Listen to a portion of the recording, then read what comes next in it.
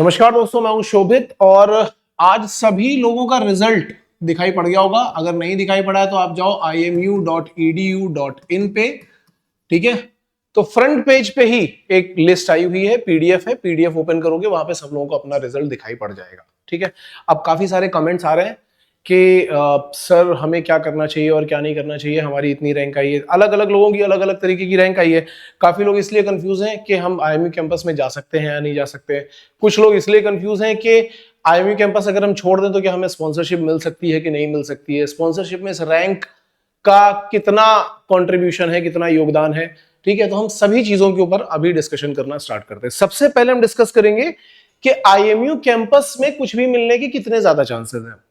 देखो, अगर हम आईएमयू कैंपस की बात करें, आईएमयू कैंपस की बात करें और आईएमयू कैंपस में जनरली लोग किस चीज के लिए जाते हैं? वो जाते हैं या तो बीएससी के लिए या फिर बीटेक के लिए। ठीक है, डीएनएस के लिए भी जाते हैं, लेकिन डीएनएस के लिए काउंसलिंग की जरूरत नहीं पड़ती और डीएनएस के लिए कंपनी ऑलरेडी बता देती है।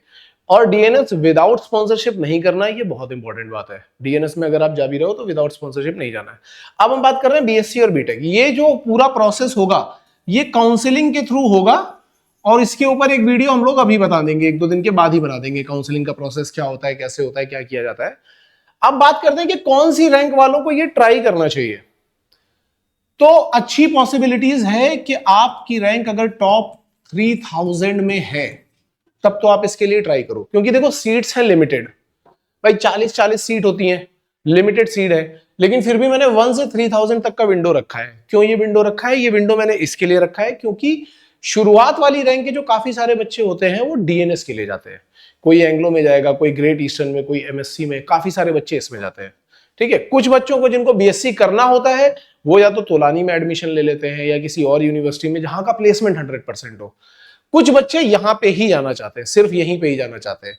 तो जो बच्चे सिर्फ यहां पे जाना चाहते हैं उनके लिए क्या है कि भाई 1 से 3000 में आपके अच्छे चांसेस बन सकते हैं। फर्स्ट काउंसलिंग में अगर आपको नहीं मिलता तो सेकंड काउंसलिंग तक वेट कर लेना। सेकंड काउंसलिंग में अगर आपको नहीं मिलता तो आप थर्ड काउंसलिंग तक वेट कर सकते हो। थर्ड में भी नहीं मिलता तो स्पॉट राउंड के लिए वेट कर लेना। अगर आपको सिर्फ और सिर्फ आईएमयू में जाना है तो आप स्पॉट राउंड के लिए भी वेट कर लेना। ठीक है, और जो फीस आप पे करोगे, अगर आपको कहीं कोई कॉलेज नहीं मिल रहा तो फाइनली वो वापस मिल जाएगी। लेकिन ये सिर्फ और सिर्फ आईएमयू कैंपस वालों के लिए मैंने बता दिया है। यहां पे आपके चांसेस बन सकते हैं, हालांकि सीट्स जो है वो लिमिटेड है, लेकिन फिर भी इतनी, अगर आपकी रैंक इससे ज्यादा आई है तो भाई आईएमयू कैंपस के चांसेस बहुत कम हो जाते हैं। मैं ये नहीं बोलूंगा कि जीरो हो जाते हैं, लेकिन बहुत ज्यादा कम हो जाते हैं। ठीक है, अब इसके बाद क्या ऑप्शन है कि अगर हम आईएमयू कैंपस में नहीं जाना चाहते और मेरी इतनी रैंक आई है, उतनी रैंक आई है, तो हमें क्या करना चाहिए? तो देखो भाई, क्या है कि आपके पास जो ऑप्शन है इसके अलावा, आईएमयू कैंपस के अलावा, मैं नेक्स्ट पेज पे चलता हूं। आईएमयू कैंपस के अलावा अगर कोई बच्चा बीएससी करना चाहता है तो देखो, बीएससी करने के लिए आपके पास गणपत यूनिवर्सिटी है। ठीक है, HIMT है जिसका प्लेसमेंट ठीक है। एमेट अगर एमएससी के साथ जा रहे हो तो आप वहां पे भी जा सकते हो। सॉरी, मर्स के साथ जा रहे हो तो आप वहां पे भी जा सकते हो। ठीक है, इसके अलावा मैनेट है, मैनेट का भी प्लेसमेंट आप चेक कर सकते हो। अगर आपको ठीक लगे तो आप वहां पे भी जा सकते हो। बीएससी के लिए मुझे लगता है कि ये 3-4 कॉलेजेस जो है वो अच्छे हैं। और डीएनएस के लिए तो खैर आपको सभी लोगों को पता है कि काफी सारे कॉलेजेस हैं जिसमें आप ट्राई कर सकते हो। देखो, कुछ कॉलेजेस, अब कई लोग बोलेंगे कि क्या सर हमने अभी तक स्पॉन्सरशिप नहीं ली है, किसी का स्पॉन्सरशिप फॉर्म खुला हुआ है? तो भाई एंग्लो ईस्टर्न का फॉर्म खुला हुआ है, यहां पे जाकर के आप ट्राई कर सकते हो अगर आपके पास एक डिसेंट रैंक और पीसीएम है। क्योंकि अब जो आगे प्रोसेस होने वाला है उसमें सब कुछ रैंक के बेसिस पे नहीं होगा, यहां पे कॉम्बिनेशन बनता है। किसका कॉम्बिनेशन बनता है? यहां पे आपका कॉम्बिनेशन बनता है पीसीएम, पीसीएम के साथ में आपकी रैंक, ठीक है, और रैंक के साथ में आपका इंटरव्यू। ये 3 चीजें, इनका कॉम्बिनेशन बनता है। ठीक है, 3 में से 2 अच्छे होने बहुत जरूरी है। अगर आपका मान लो रैंक खराब हो गया है तो आपका पीसीएम अच्छा होना चाहिए और इंटरव्यू अच्छा होना चाहिए। ठीक है, या अगर आपका पीसीएम खराब है तो आपकी ये 2 चीजें अच्छी होनी चाहिए। लेकिन अगर 3 में से कोई 2 चीजें खराब है तो भाई फिर जो तीसरी चीज होगी वो बहुत आउटस्टैंडिंग होनी चाहिए। मान लो आपका पीसीएम भी डाउन है, 70% है, 71% है, रैंक भी आपकी 7-8 हजार के आसपास आ गई है। ठीक है, तो फिर इंटरव्यू इतना आउटस्टैंडिंग होना चाहिए कि वो देखते ही ले ले, लेकिन चांसेस फिर भी मैं बोल रहा हूं कम है। अब मैं आपको ये बता देता हूं कि किन किन रैंक वालों के चांसेस अच्छे बन सकते हैं। अगर आप, मैंने 3000 वालों का तो बता ही दिया है, अगर आप टॉप 4000 से 5000 में हो तो आपका अभी अगस्त बैच के लिए ही अच्छा चांस बन सकता है। देखो, जिन लोगों के पास ऑलरेडी स्पॉन्सरशिप है और उनकी इसमें रैंक आई है, वो तो सीधे ही सीधे निकल जाएंगे। एंग्लो के केस में वो तो सीधे सीधे निकल जाएंगे। कुछ कंपनीज ऐसी हैं, जैसे फ्लीट मैनेजमेंट है, फ्लीट मैनेजमेंट ने बोला था कि रैंक लेकर के आना। अगर आपका इंटरव्यू ऑलरेडी क्लियर है और आपके पास रैंक आ गई है, चाहे वो 7000 ही आई हो, अच्छे चांसेस है आप चले जाओगे। एमएससी है, एमएससी ने आपको लेटर भेज दिया है और आपकी एक रैंक आ गई है, अच्छे चांसेस है आप चले जाओगे। चाहे आपकी 1000, 2000, 3000, 4000, 5000, 6000, 7000 तक रैंक आई होगी, वो आपको ले लेंगे। ठीक है, तो यहां तो अच्छे चांसेस बन जाते हैं। अब बात यह आती है कि अगर हमारे पास स्पॉन्सरशिप नहीं है अभी, तो हम क्या करें? तो मैंने बताया कि या तो आप डीएनएस एंग्लो ईस्टर्न के लिए फिर भर दो, यहां चांसेस बन सकता है। यहां नहीं बना तो यहां चांसेस बन सकता है। नहीं तो इन सब के बाद आपका चांस बन सकता है फेब बैच के लिए। फेब बैच के लिए अगर आप टॉप 5000 में हो, यहां तक भी हो, टॉप 5000 में हो, आपके पास चांसेस बन सकते हैं, अच्छे चांसेस बन सकते हैं। बस क्योंकि ये डिसेंट रैंक कंसीडर करी जाती है। ठीक है, वो लोग जनरली बोलते हैं कि टॉप 25% और टॉप 40%, तो टॉप 40% भी अगर लोगे ना, तो 5000 6000 तक एक अच्छी डिसेंट रैंक काउंट करी जाती है। आपके चांसेस फेब बैच के लिए यहां पे बहुत अच्छे हैं, डीएनएस के लिए। ओके, अब जैसे कोई बोलेगा कि सर अभी हमारा ग्रेट ईस्टर्न का रिटर्न क्लियर हो चुका है, क्या इंटरव्यू के लिए ये रैंक ठीक है? तो मैंने बताया कि हाँ ये रैंक ठीक है।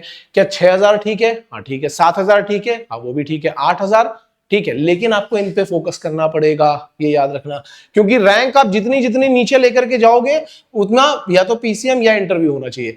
रैंक जितनी नीचे जाएगी, जैसे कोई बच्चा मुझे बोल रहा है कि सर मेरी 12000 रैंक है, तो क्या मेरे चांसेस हैं सिलेक्शन के? आपके चांसेस बन सकते हैं। एक बच्चा है जिसकी रैंक 12000 है, लेकिन पीसीएम उसका है 88% और उसका इंटरव्यू भी बहुत अच्छा हो रहा है, तो चांसेस है। लेकिन अगर आपका पीसीएम भी डाउन है और रैंक भी डाउन हो गई है, फिर चांसेस नहीं है, बहुत कम, बहुत नील चांसेस हो जाते हैं वहां पे। तो मेरे ख्याल से आपको ये पॉइंट समझ में आ रहा होगा। यहां पे जो पूरा कॉम्बिनेशन है वो इन तीनों चीजों का है।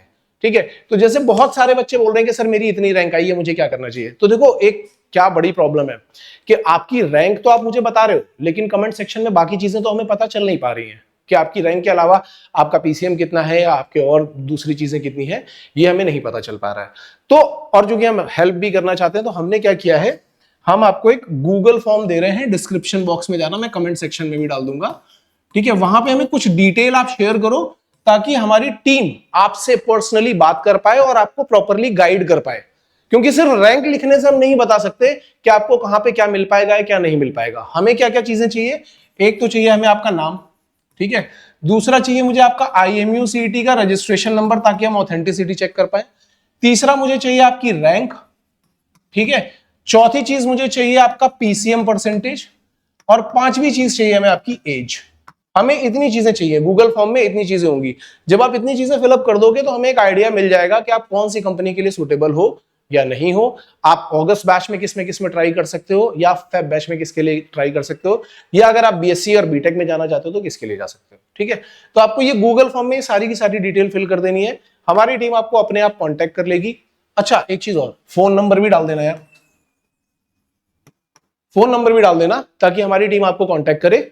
या आप चाहो तो हमें भी व्हाट्सएप कर सकते हो 9140191138 पे, या 9930879712 पे, इस पे व्हाट्सएप कर सकते हो, या कॉल भी कर सकते हो। लेकिन कॉल का टाइमिंग यार याद रखना है आप सभी लोगों को, सुबह 10 बजे से लेकर के शाम को 8 बजे तक का है। इसके बाद मत करना। आपके जो भी डाउट्स हैं वो हम सारे के सारे क्लियर करेंगे। इसके बाद आप हमें व्हाट्सएप कर सकते हो। ठीक है, आप हमें व्हाट्सएप करो या गूगल फॉर्म फिल कर दो, ताकि हम आपको कॉल कर ले और हम आपके सारे के सारे डाउट वहां पे क्लियर कर देंगे। आपके रैंक से रिलेटेड, या आपके IMU काउंसलिंग से रिलेटेड, या फिर DNS चाहिए, BSc चाहिए, बीटेक चाहिए, कॉलेज चाहिए, हर चीज से रिलेटेड जो भी डाउट होगा वो सारा का सारा हम क्लियर कर देंगे। उम्मीद है आपको ये सारी बातें समझ में आई होंगी। इसके अलावा कुछ और डाउट भी आते हैं तो आप हमें व्हाट्सएप करो, YouTube के कमेंट सेक्शन में हमें ये नहीं पता चल पाता है कि कौन बच्चा क्या बात कर रहा है क्या नहीं कर रहा है, ठीक है। तो YouTube के कमेंट सेक्शन पे डाउट पूछने से ज्यादा अच्छा है कि आप इसके ऊपर पूछोगे तो हम आपके लिए सेपरेट सेशन भी कंडक्ट कर सकते हैं, सेपरेट वीडियोस बना सकते हैं जिनसे आपकी ज्यादा से ज्यादा हेल्प हो पाए।